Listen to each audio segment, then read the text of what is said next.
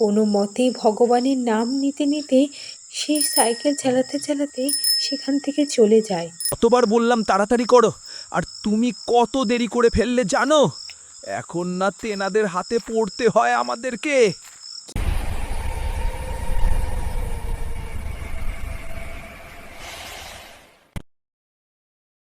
রাত তখন 9টা বাজে। দিগন্তপুর নামে একটা গভীর জঙ্গলের মধ্য দিয়ে একটা লোক সাইকেল নিয়ে রাস্তা দিয়ে যাচ্ছিল। সেই আজকেও দেরি হয়ে গেল বাড়ি ফিরতে। ভালো লাগে না রোজ রোজ এই চিন্তা নিতে। আমার আর ভালো লাগে না।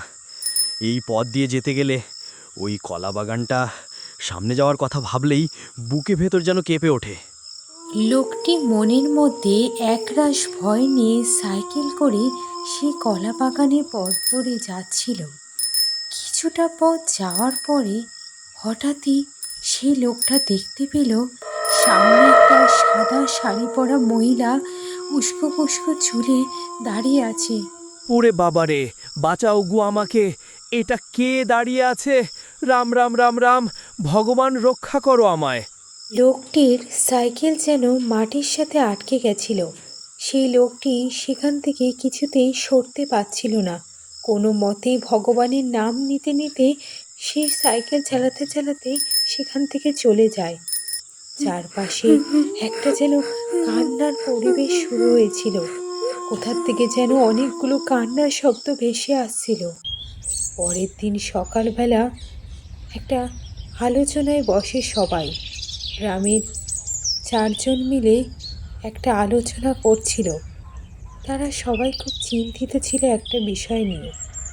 না না, রোজ রোজ এই চিন্তা নিয়ে থাকা যাচ্ছে না। রোজ কোনো না কোনো কিছু ঘটেই চলেছে। কাল কোনো মতে ভগবানের নাম নিতে নিতে আমি বেঁচে আছি, কিন্তু এইভাবে আর কতদিন? এইভাবে কিছুতেই চলতে পারে না। আমাদের এই বিষয়টা নিয়ে জমিদার মশাইকে জানাতেই হবে, কিন্তু আমাদের জমিদার মশাই তো এমন একজন মানুষ যে এই ব্যাপারটা নিয়ে কোনো মাথা ঘামাতেই চান না। এই বিষয়টা নিয়ে তারা অত্যন্ত চিন্তিত হয়ে পড়েছিল। এরপর তারা কী করবে কিছুতেই বুঝে উঠতেই পারছিল না। এর কিছুদিন পর দুজন স্বামী স্ত্রী একটা বিয়ের বাড়ির অনুষ্ঠান থেকে ফিরছিল। বউ, তাড়াতাড়ি পা চালাও, জানোই তো সামনে কলা বাগানটা পড়বে। তখন কতবার বললাম তাড়াতাড়ি করো, আর তুমি কত দেরি করে ফেললে জানো? এখন না তেনাদের হাতে পড়তে হয় আমাদেরকে। কি করব বলো, বিয়ের বাড়ি অনুষ্ঠানে গেছিলাম তো। ওইভাবে লোকের সাথে কথা না বলে তাড়াতাড়ি কী করে বেরিয়ে আসা যায় বলো তো? কি আর করবে, ভগবানের নাম করতে করতে চলো। তারা যখন নিজেদের মধ্যে প্রচণ্ড ভয় পেয়ে আলোচনা করছিল, তখন হঠাৎই তারা দেখতে পায় একটা লাল শাড়ি পরা মহিলা তাদের দিকে এগিয়ে আসছে। তারা তাকে দেখে প্রচণ্ড আঁতকে ওঠে। ওরে আমাদের বাঁচাও, বাঁচাও আমাদের, কে আছো, বাঁচাও আমাদের। কেউ বাঁচাতে পারবে না তোদের, আমার হাত থেকে কেউ বাঁচাতে পারবে না। ফিরিয়ে দে, ফিরিয়ে দে আমার জমি, আমার পরিবারের লোকদের ফিরিয়ে দে। এরপর চারদিকে প্রচণ্ড আর্তনাদের সাথে সেই মহিলার আত্মাটি সেই লোকটিকে আর বউটিকে টেনে জঙ্গলের ভেতরে নিয়ে চলে যায়। এক মুহূর্তের মধ্যেই যেন চারপাশের পরিবেশ একেবারে শান্ত হয়ে গেছিল।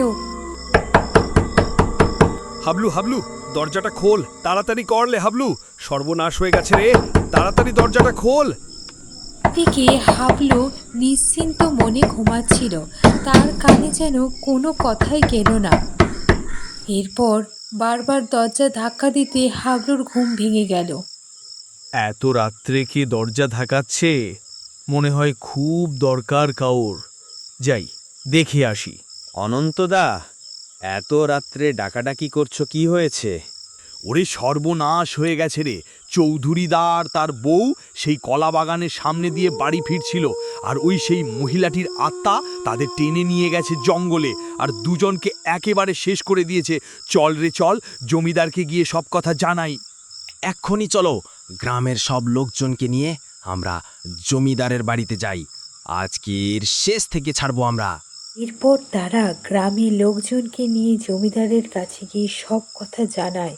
তোমরা থামো থামো, এত উতলা হইও না। আরে একবার ভেবে দেখো, কলা বাগানের সামনে এত রাত্রে গেলে আমাদেরও যে প্রাণ নিয়ে আর বাড়ি ফিরতে হবে না, সেই খেয়াল তোমাদের আছে? জমিদার বাবু আবার সেই বিষয়টি এড়িয়ে যেতে চাইলেন, কিন্তু তখনই আরে জমিদার বাবু, এই কথাটা আপনি এত হালকাভাবে নিচ্ছেন কিভাবে?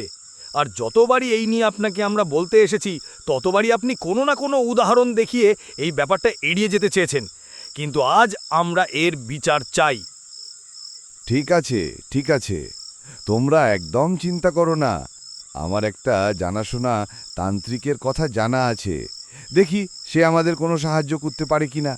এরপর তারা জমিদারের কথা মতো সেই তান্ত্রিকের কাছে তারা গেল।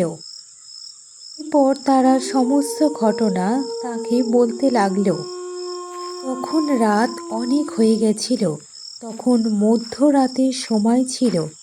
তারা সেই গভীর জঙ্গলের মধ্যে দিয়ে সেই কলা বাগানের দিকে যেতে থাকলো। রাস্তা পুরো শান্ত হয়েছিল। ছাড়বো না, আমি ছাড়বো না কাউকে, আমি ছাড়বো না কাউকে। তোদের আজকে নিজে হাতে আমি শেষ করব, যেভাবে জমিদার তুই আমার পরিবারকে শেষ করেছিলিস। কে তুই? কেন এই গ্রামবাসীদের তুই শেষ করে দিতে চাস? এই কলা বাগান ছেড়ে তুই সারা জীবনের মতো এখান থেকে চলে যাবি, নয়তো আমি আজকে নিজে তোকে এখানেই থেকে শেষ করব। যাব না, আমি কিছুতেই যাব না। আমার পুরো পরিবারকে শেষ করেছে এই জমিদার। আজ আমি নিজেই জমিদারের রক্ত খাবো। আর আর নিজের পরিবারের দুঃখে দুঃখে আমি এতদিন অপেক্ষায় এখানে ছিলাম। আজ আমি জমিদারকে জমিদারকে পেয়েছি। ছাড়বো না আমি জমিদারকে। জমিদারকে আমি এখানেই শেষ করব। দেখ দেখ দেখ আমার পরিবারের লোকদের দেখ, তারা আজ কত আনন্দিত, কত আনন্দিত তারা। জমিদারকে এতদিন পর তারা দেখতে পেরেছে। নিরীহ লোকগুলো কী পাপ করেছিল যে জমিদার এদের নিজে হাতে শেষ করেছিল এই কলা বাগানে। কিছু জমি পাওয়ার লোভে এত বড় অন্যায় করলো।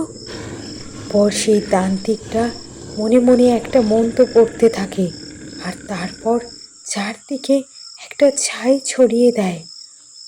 এরপর সেই আত্মাদের গায়ে আগুন ধরে যায়। পারিস না, আমি আমি আবারও ফিরে আসবো, আবারও ফিরে আসবো। আমি এর প্রতিশোধ আমি নিয়েই ছাড়বো, নিয়েই ছাড়বো।